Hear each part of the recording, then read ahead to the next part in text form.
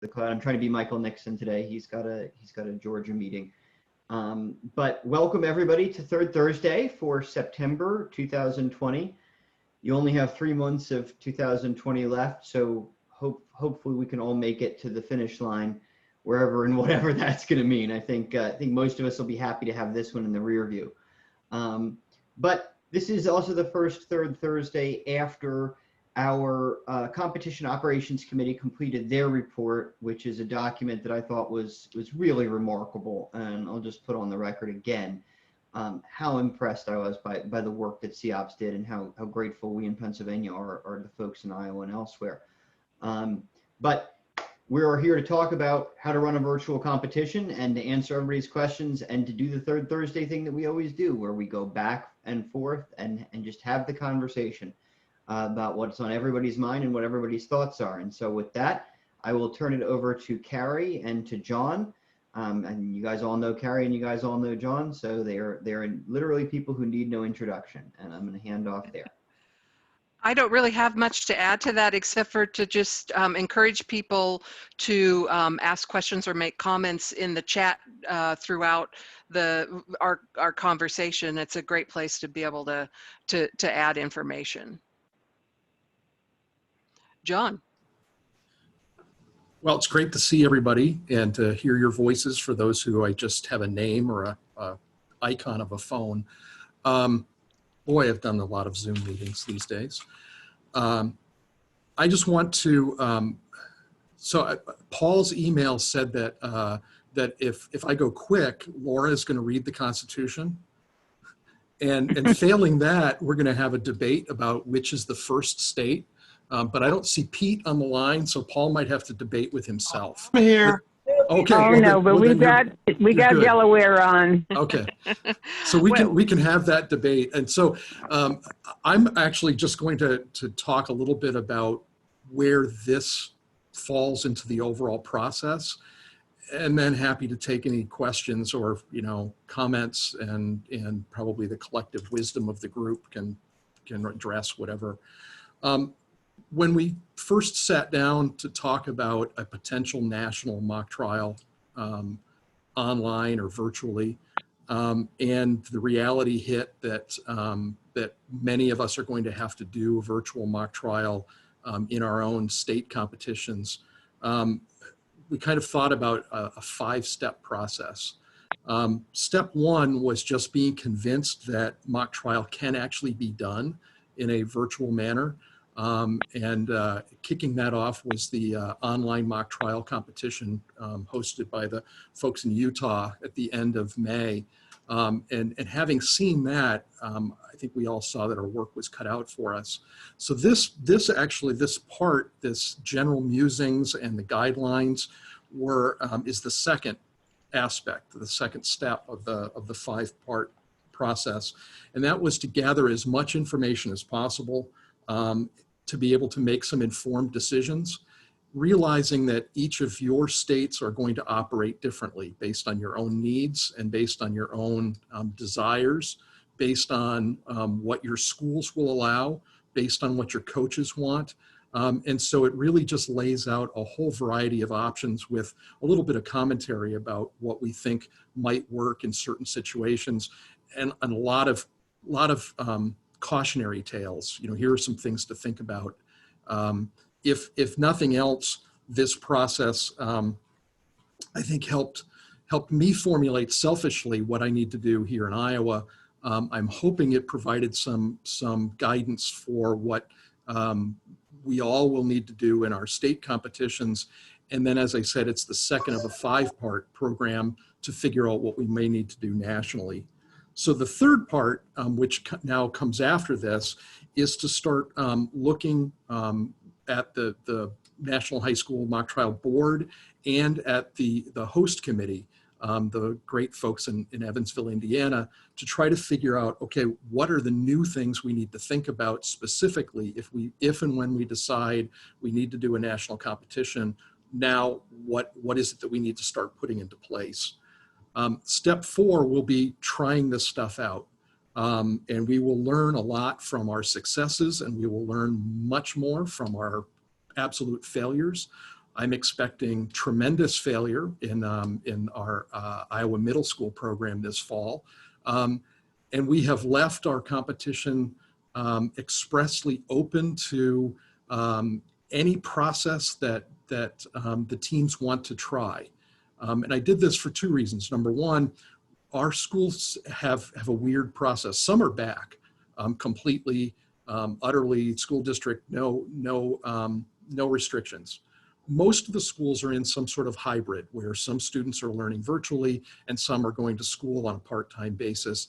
And we have one school district that my son actually goes to that is not back at all. They are entirely virtual, and there's an ongoing legal battle with the governor and the Department of Education over whether the days actually count.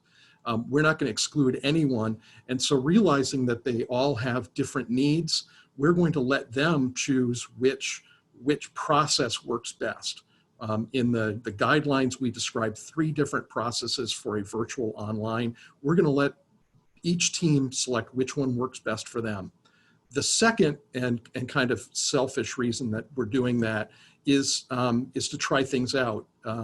Middle school, if something goes horribly wrong, or we find that there is express judge bias or evaluator bias for one process rather than the other, we have a chance to fix that before our high school program, and a chance to share that with you all before you get very deep into your high school planning and for the national competition, so that we'll know what's going on. And then finally, the 5th step will be to actually refine a plan once, again, if the announcement is made that the national competition will in fact be online, then we have to meet, the rubber has to hit the road.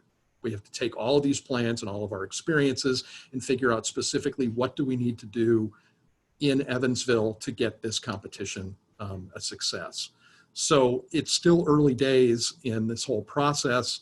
I know that the process of putting these guidelines together was exhausting. It pretty much took the entire summer, but I feel better for it because I think it made me think about a lot of the things that I don't usually think about, which is always a good thing. So that's just an overview of how this all fits in. I'm hoping that you found it useful. And if there are any questions or comments or musings that you want to share, go right ahead.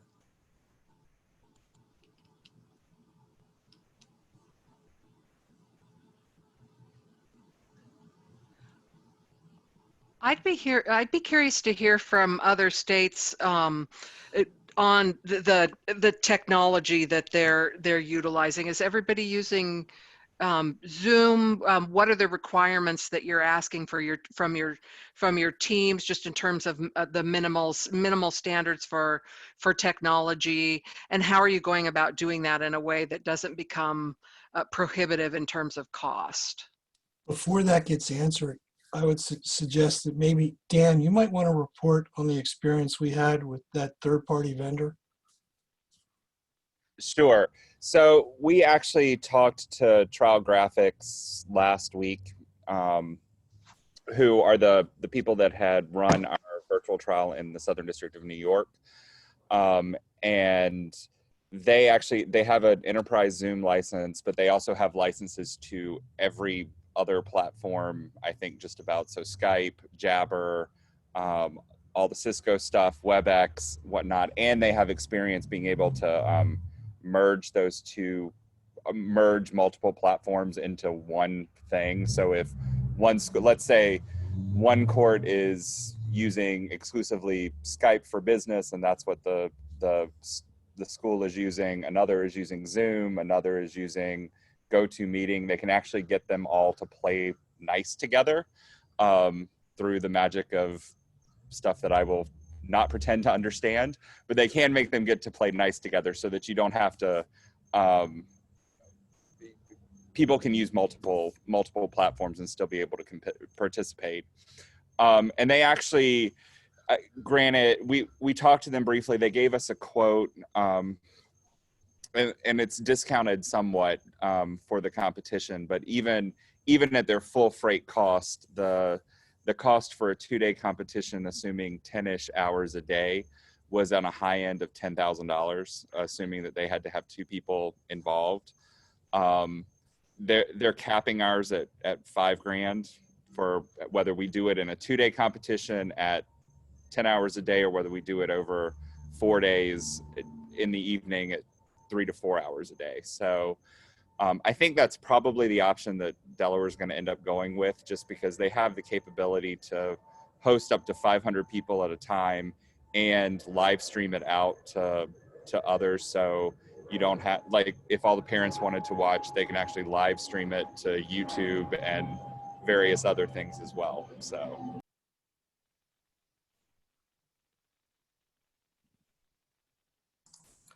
Daniel, just to be clear, is Trial Graphics doing all of your behind the scenes management as well?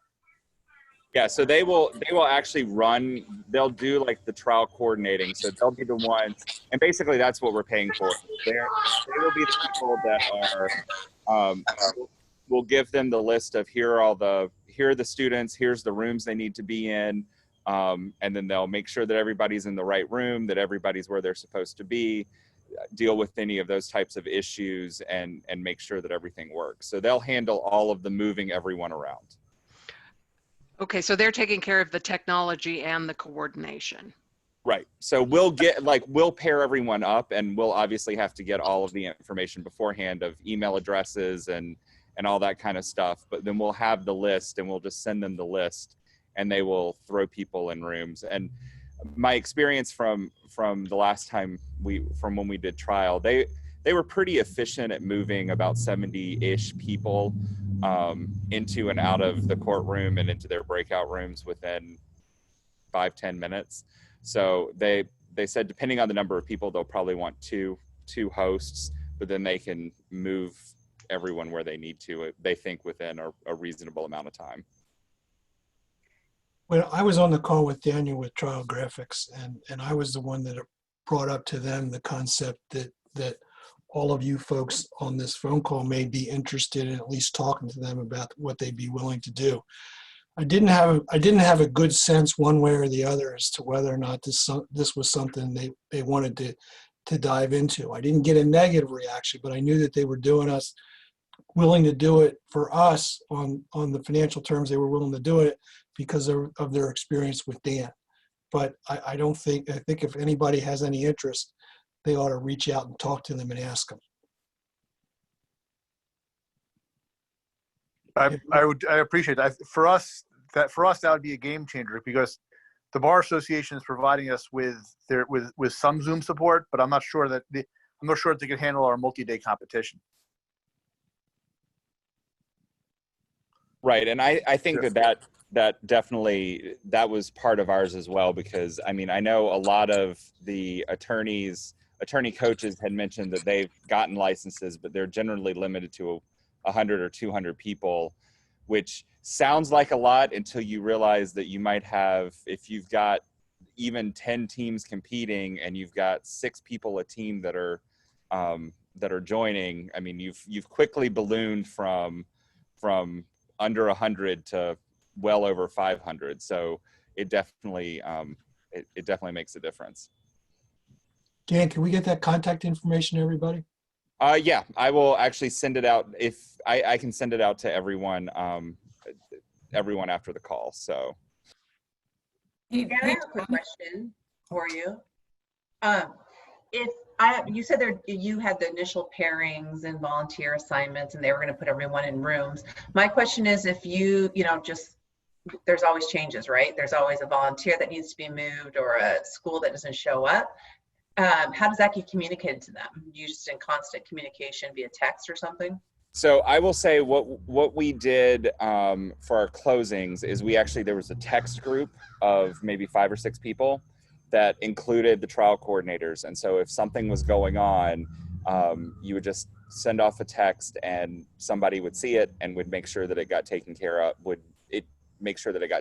because it's a lot easier than trying to call or chat function. So I found that text, or if everybody has like the same, we use Jabber at my firm, but if everybody has the same method of communicating on their computers, that's another way to do it. But you definitely want something that is outside of whatever platform you end up using to communicate with the trial coordinator and make sure everything is going well.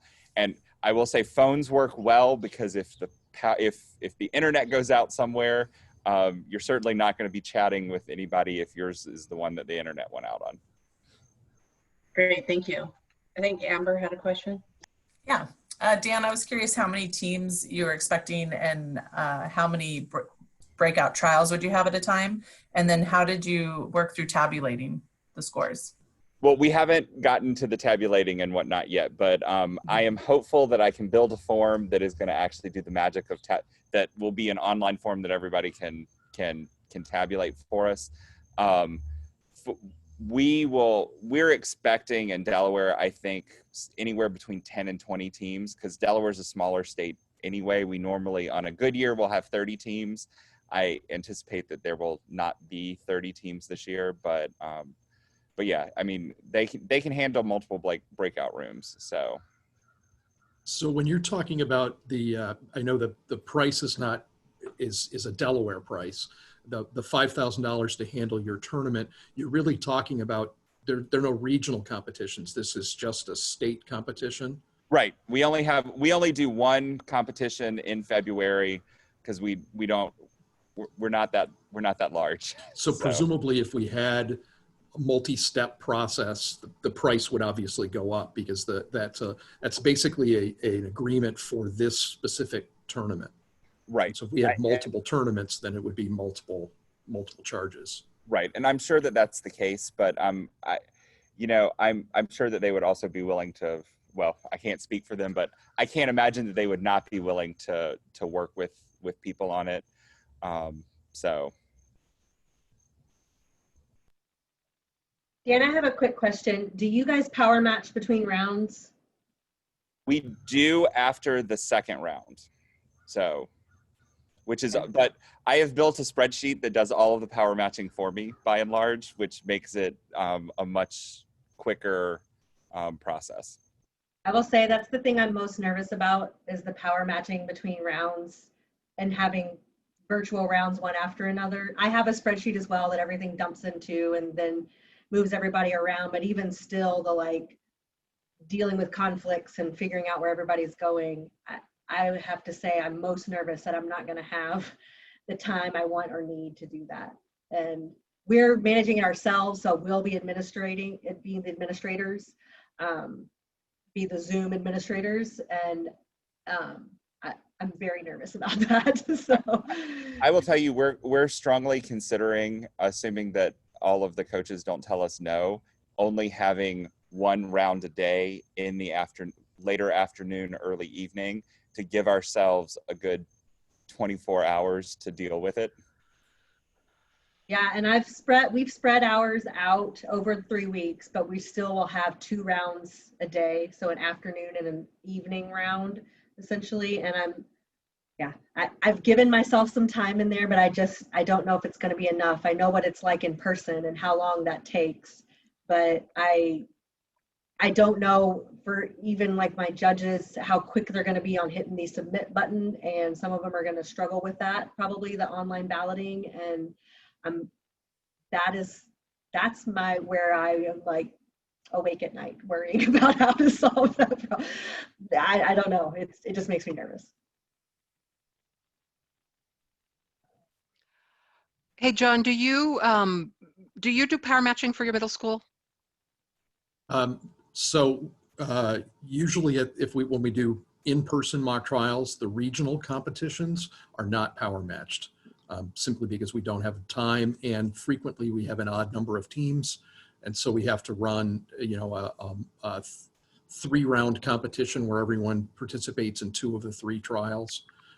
When we go to our playoff rounds or our super regional rounds, then that is power matched.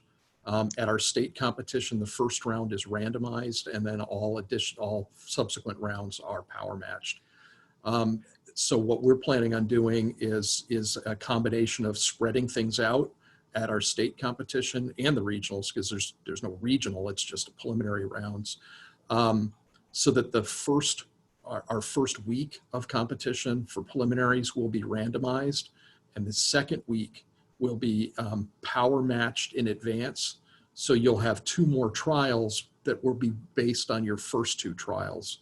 So it's kind of, you know, I have no idea which team's going to win in round 3, and so I'm not going to do another power matching before round 4. But you know, you will have been matched that way, and then we'll select the state tournament teams. The state competition, what I'm going to do is the first 2 rounds will be randomized, and then the additional rounds before the championship will be power matched. And so I'm thinking we can accomplish 2 trials on the first day, 1 trial on the second day, 1 trial on the third day, and maybe late on that third day, or even go into a 4th day, would be the championship trial. So it's a combination, and if it fails miserably, I'll let y'all know. Yeah, well, the reason I asked the question is that I was just going to ask for you to kind of try to pay special attention to how much time it ends up taking between rounds, just so you could share that with the group. Yeah, I will say that by and large, at the preliminary rounds, the trials at middle school go shorter because there are some teams that just don't have much to say. You know, they're just struggling with the whole process. But at the state competition, typically the trial between 2 good teams will last just as long as a trial with 2 good teams at the high school level. And so that'll give me a better sense. There is going to be a learning curve for our judges about completing an online ballot and then hitting a submit button. We're working on a ballot that will have both just the scores and the nominations that they would submit, and then encouraging the judges to submit at their leisure our normal comment forms. So trying to impress upon them that the scores are more important in this instance, but we do still want the comments, but don't hold up submitting the scores, you know, because, oh, well, I want to keep writing. And we'll see how quick those come in. But I can foresee that's going to be our biggest issue. And I think the issue is never power matching, you know, which team plays which. The issue is which judges can see them. And so one of the suggestions I got from some of the law school mock trial folks was, if at all possible, try to build panels of unique judges for those last rounds. So if you've got judges in round 3 that have not judged in rounds 1 or 2, the only conflicts you have to deal with are whether they have a relationship with a particular town or a particular school. But it's complicated this year because we also have to have a way to get that information out to everyone. You know, it's not just putting on the poster boards, who's in which room. They actually have to have the actual Zoom link, and getting the Zoom link into all of the judges as well. So I think that's those 2 things, finding judges without conflicts and then knowing that it's going to take time to publicize, is going to be the biggest holdups.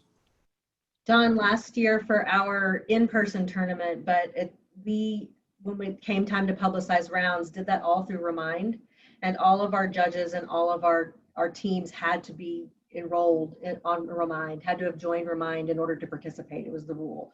And so we didn't post a poster board. We only put it on Remind, and so they knew that that's where they had to be. And that worked pretty darn well. I could take a picture of my handwritten matches that I had done in the score room and then post that to Remind really quickly. And the kids could get it on their phones, the parents could get it on their phone, everybody had it right there, so they knew instantly where they were supposed to be going.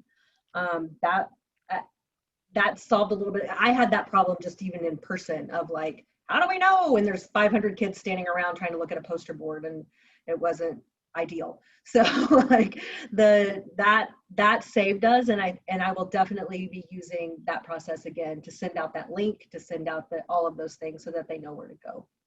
Arizona's been using that for the last couple of years at both our regional and state competitions, and it's been an amazing thing to be able to cut down on time. Nobody's, you know, gathering anywhere, and they can immediately know where they have to go without the huge gatherings of trying to figure out or read postings or whatever. So Remind is free, it's easy.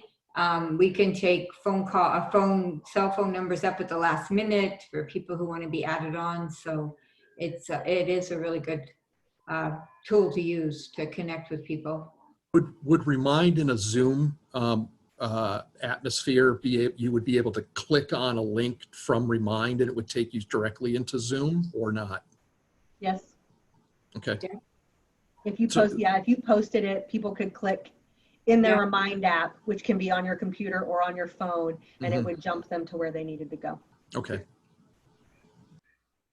I wonder if there's a way through all of this process to keep an ongoing list of the different technology tools that people are using, because I've heard great ones mentioned, and sometimes I forget and sometimes I don't, and I can never remember where I put my notes. But I'm wondering if there's a place where we could keep an ongoing list.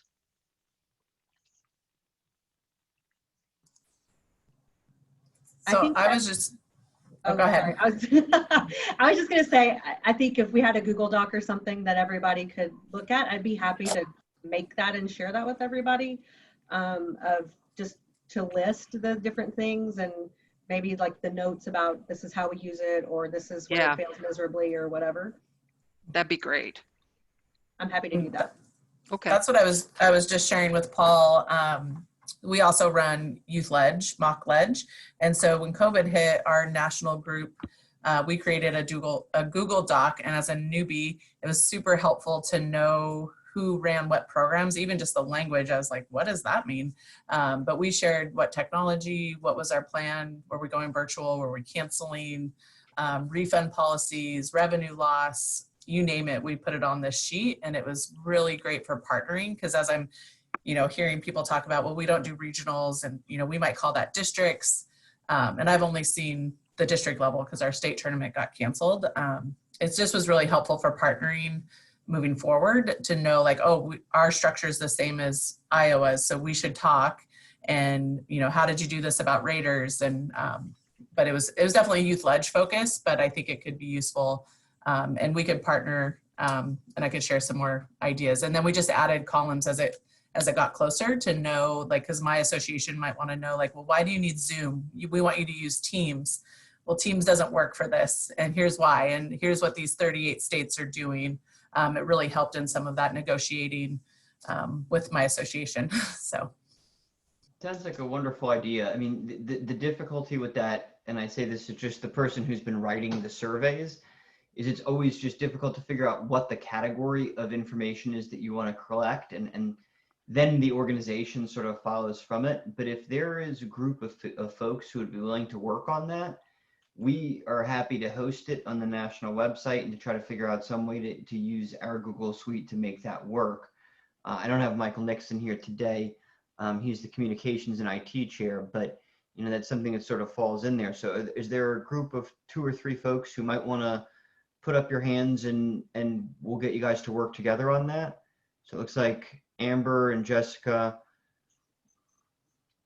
We've got a bunch of folks who are on the phone. If you're on the phone and want to volunteer, let me know. I don't mind helping, but I'm curious, the survey is going to be more helpful than the Google Doc because of why?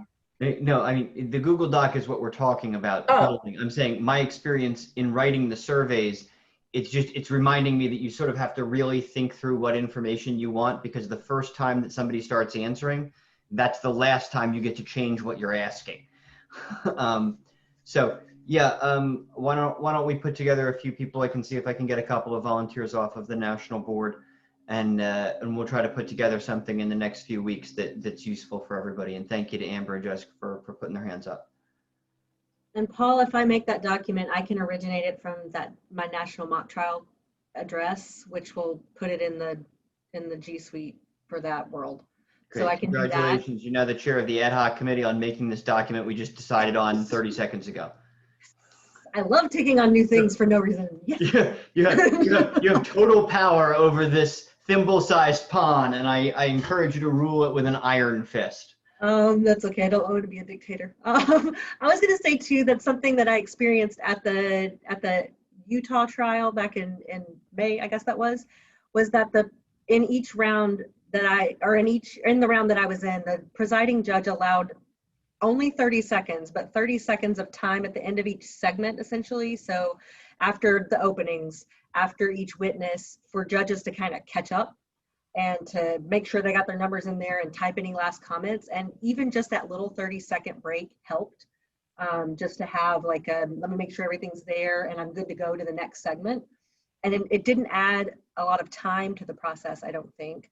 Overall, it wasn't that much time, but as a judge, it felt really good to have that 30 seconds to kind of make sure I typed in all the boxes and clicked all the buttons before going on. So I've worked that into my rules that my presiders should do that. They should allow that 30 seconds. But I don't know, that may be a way to help with the judges that are going to be struggling with an online ballot, to give them a little more time to do it and be a little flexible. The other thing it allows is for if there are teams that are gathered and using a single device, to be able to change the naming protocol so that the judges would be able to recognize them.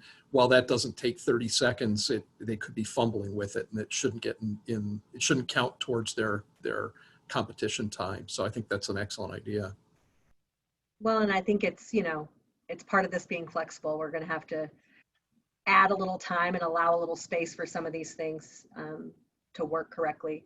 And my goal is to help my judges in whatever way I can, because I can't do it without my volunteers. And so whatever I can do to make it easy for them is what I'm trying to do. So.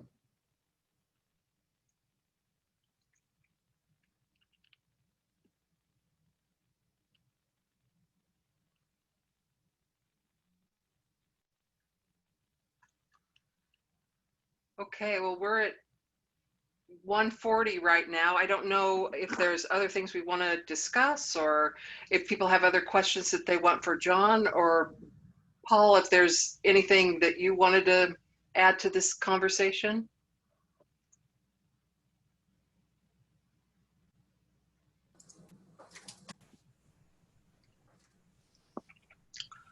Okay. Well, I had a question, sorry. Yeah. I was curious if anyone else was hearing from their coaches or volunteers about a promo. I literally heard from a coach, I mean, if it's cool, we'll have a team. You know, if you could throw together a promo, because, you know, we don't have anything else to do. So I was just curious if anyone had some thoughts around marketing and how to, I mean, majority of our teams are like, yes, we're in, like, we don't care what it is. But I was just curious if anyone had any thoughts around marketing or promoting what this is going to look like when we're kind of building it as we go. I've had a couple of questions from longtime mock trial coaches as we're getting close to our middle school competition that are wary about signing up for something. So I've done two things. Number one, I've extended the registration or the drop period. So if you're thinking about being involved, go ahead and sign up, and then just, you know, let me know as soon as you bail. But the second thing is that they were asking for, okay, what does this thing actually look like? And Suzanne Christensen was good enough to share some of her YouTube videos from that May competition that we've now posted to allow teams to say, okay, well, what is this going to look like? And they click on it and say, oh, now I get it. Yeah. So that's a longer thing. I mean, that's an hour and a half to a 2-hour trial. It's not a promo video, but I could potentially see somebody with more technical experience being able to kind of take samples of that and putting it in so that, you know, in a 5 or 10 minute video, you get a sense of what it's going to look like. Where is it located, John? The YouTube that you just discussed, where is it? Is it on the national website or? No, this was for my state middle school folks. So I have a link right now for it that I sent out to the last email, and it will be posted on our Iowa site. I could easily, I'll send it to Paul, and he can forward it to Michael or whoever to post. I don't think Suzanne has any problem with you know, lots of people looking at it. It was their championship trial, so I think Paul's actually featured in the video as well. So it's pinned to the top of their Facebook page, and so I just shared it to our Idaho Facebook page. Okay. It's How like many, do we know, excuse me, Laura. Do we know how many schools have decided to go virtual this year? Did we get the results from the survey this morning? How many schools or how many states? States, I'm sorry. I actually responded to your chat in the chat box, Judy. Oh my goodness. Michael sent that survey out. I don't have access to it, and he's not here, so I'll ask him to send that around tomorrow. And if, Okay. as folks are feeding things to me, the people who are going to be on this little committee to work on the thing, the link to the thing from the Utah competition and whatever else, I'll probably just send a sort of state coordinator wide email either tomorrow if we've got everything, or if not, then Monday, that's got sort of the links to the data and the follow-ups from today. My committee is meeting tonight to make the decision. So I was just curious. We have not done anything in terms of setting this up or even announcing it to our schools yet. Do you have Michael's number? If not, I'll get it to you. Michael Nixon from Georgia. Oh, yes, I did. If you text him, he probably can pull the data. He's in a rules committee meeting for Georgia today. Oh, that would be wonderful. But he can probably get it to you before you guys meet. My question is, have I started too late? Is there still time? Our first competition's the end of January. You got time. Yeah, this is John from Connecticut. We just published our problem. Actually, Paul will be happy here. We're rerunning the problem from the 2017 Nationals, so we're probably breaking that out locally. But we published our problem today, and we told the teams that everything in terms of the competition administration, other than the fact that it was virtual, is still up in the air, and they all understand because things are shifting in our public schools literally every day. Yeah. So they understand. I ran when I had a few inquiries over the summer, I decided to run a survey of our coaches, and I would say it was 98% excited to do virtual. I was actually surprised. I thought there'd be very few. Me too. But the vast majority were at least into the idea. Now I'm anticipating that some will try it and wind up dropping out well before the competition starts in December. But in theory, they like the idea because I think anything for normalcy for the kids. Well, yeah. So most of my schools said they would much prefer live, but they would do virtual. So I have a feeling the committee will vote to do that today, simply because of the unknowns, and we still have hybrid schedules in our schools like most of you all do, I think. So I'm just curious. I know nothing about this other than what I've gleaned from you all, which I truly appreciate, all the information. But Zoom is still new to me. I don't even know what a room is. Are we in a room right now? Yeah. Thank you for smiling, you guys. We're in the main room. It's I actually have my email to Ms. Crittenden right now from Trial Graphics because I think that's going to be our game changer. But I think I think I would definitely plan to go ahead with virtual. I know in Connecticut we have restrictions we still have restrictions on the courthouses, and all the schools have shut down field trips. So if for us it's virtual or nothing. Yeah. Thank you all.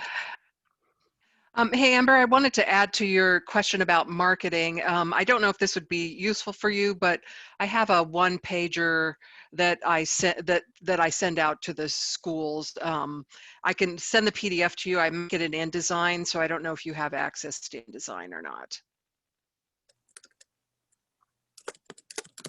And Amber, I was going to say as well that this year, with help from Nationals, thank you. I'm working on a series of webinars to train our judges. And a lot of that has this is what the online ballot looks like, and this is what it's going to look like when you do X, Y, and Z. And as simple as this is how a Zoom room works. So if I'm 100% happy to share any of that. And we are 92% I'll give it that to completion of that series. So I'd be happy to share that. Some of it will be very Oregon specific, just to our competition, obviously, but a lot of it I think could be use. If you include that, when you've got it ready, Jess, if you send it to me, I'll bounce it out with everything, with the sort of routine communications that are going out with all the attachments. Perfect. You'll have That's to great. listen to my voiceover, sorry.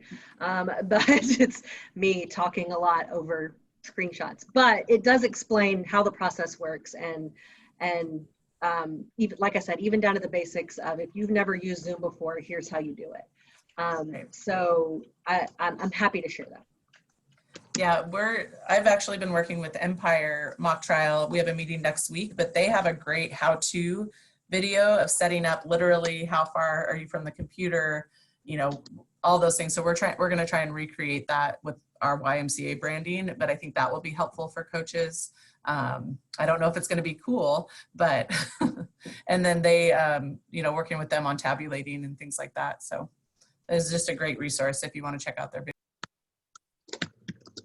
I would suggest, Paul, and we can ask Michael about this, but since there's so many different resources going on and we have that web page that has resources, maybe we create a new remote resources tab on that page. Good idea. Populating. Yeah, so I think, Laura, for those of you who are newer to this stuff, our national website in the state coordinator section, the section you have to log on to and get into, has a resources page that has links. And we've done it for like sharing judge training, sharing mock trial training, that stuff. But I think you're exactly right, Laura. It makes sense to create a section that's, oh God, we're all in this virtual thing together. And that can also be where we host the Google Doc and whatever else so that people can find it. And you sort of have a one-stop click for all of these different resources. That's a great idea. And then Amber, can you share when you find out more? I know that Empire has a whole scoring program. And I outreached to them. I didn't hear back, which is fine. But I'm just curious about, what that's going to look like. Yeah. So that's what I'm meeting with them next Tuesday. And we have a past coach that works for them now. So I'm hoping we have an in. And but I asked them, they don't have a price for it. It's really new. And I'm sure we all tabulate different. I would imagine we all have different tabulating. So I'm going to really work some angles to see if they can customize it. And maybe we could be a pilot, but I will definitely share out what comes of that conversation.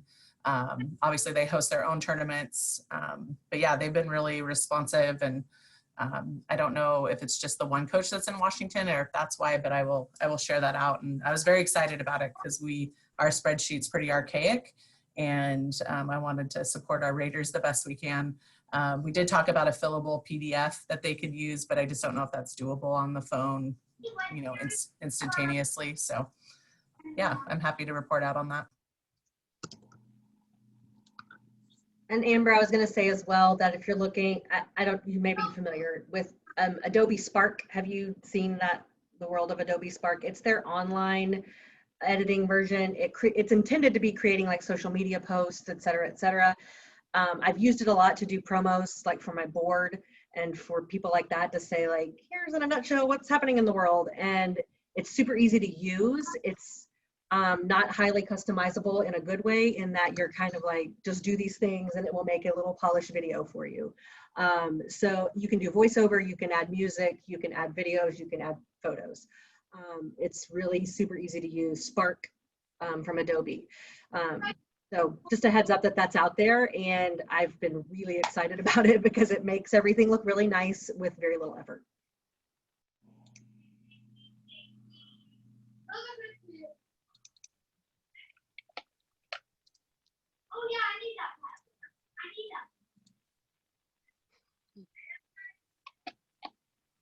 Hey, this is Doris in Nebraska. I just want to thank everybody for all the work that they've done, because it's helping us, at least in Nebraska, and probably everyone else trying to get organized for the next mock trial. So kudos to all of you.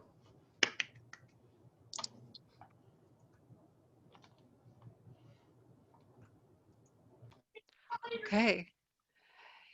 Anybody have anything else? Anything pressing? All right. Well, with that then, we will say good day to everybody else. We will meet again on the third Thursday of October, which by my calendar is the 15th. And that'll be it'll be a good time to meet because I think that we'll be right before the national board meeting. So if you have concerns or anything else that you guys want addressed at that meeting, or that you'd like us to take up, we can do that. If our inclination as we're getting really close is that the board meeting is going to be extremely substantive, it is going to have big information, it may be worth considering doing it on the fourth Thursday instead, so that you get the sort of things that just happened. But I think we're just gonna have to see how everything is developing and where we're getting. Marguerite, I will see if there's some way to archive the chat notes. If there's any Zoom mavens who don't know how to archive chat notes, now would be a wonderful time to speak up and bail out the chair on his ignorance. So for me, it pops up and I can save it. I don't know if it's a setting in my Zoom, but I can save it and send it to you. It'll pop up. And but just to know, it'll also include your personal messages. So don't say anything bad about Paul. Yeah, there is. If you click down in the bottom where you type the message, you click on File, and you can save it to your computer. Or okay. Is there anybody who hasn't sent any personal messages during this time, but knows how to do this? Oh, I think it's depending on your settings. We might not be able to save the chat. So, but you as the host, when you end it, it should say save chat. But I mean, people could try and see. It just depends on how the settings are. I'll give it a shot. If it can be done, it will be done. I didn't send any personal messages, and it looks like I am about to successfully save it to my computer. So let me know if you want me to do that and send it. Yeah, that'd be great. Thank you. Will do. all right, everybody. It's great to see your lovely faces. We'll talk to you soon. Thanks, Bye. everybody. Thank you, everybody. Thank you all. Thank you. Bye.